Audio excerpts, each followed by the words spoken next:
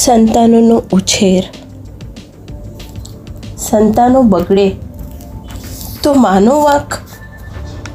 આ સવાલ તો જાણે સદીઓથી ચાલતો આવતો કોયડો છે. ઘરની ચાર ભીંતમાં ગૂંજતો, ચોકમાં ગપ્પા મારતી બહેનોના મોઢે ચડતો અને હવે તો સોશિયલ મીડિયામાં પણ ટ્રેન્ડ કરતો. બિચારી માં જાણે એકલી જ સંતાનના ઘડતરની જવાબદાર. પહેલાંના જમાનામાં તો ઠીક, સંયુક્ત કુટુંબ હતા. દાદા દાદી, કાકા કાકી, મામા મામી, બધાનો ભાગ પડતો બાળકને ઘડવામાં. ગુણ અવગુણ બધાનું મિશ્રણ. એક જણ કડક તો બીજો લાડ લડાવનાર. એક પાસે ભણવાનું તો બીજા પાસે રમવાનું.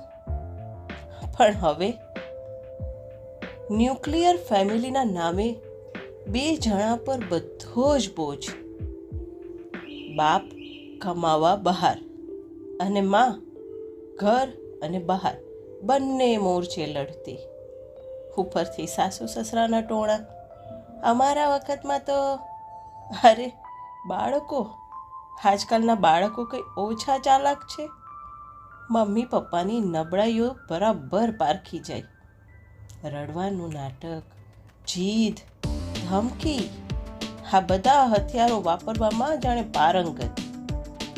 અને જો માં થોડીક કડકાઈ કરે તો તરત, મમ્મી તું ખરાબ છો, પપ્પાને કહીશ. પણ ખરું કહું તો આપણે પણ કંઈ ઓછા જવાબદાર નથી.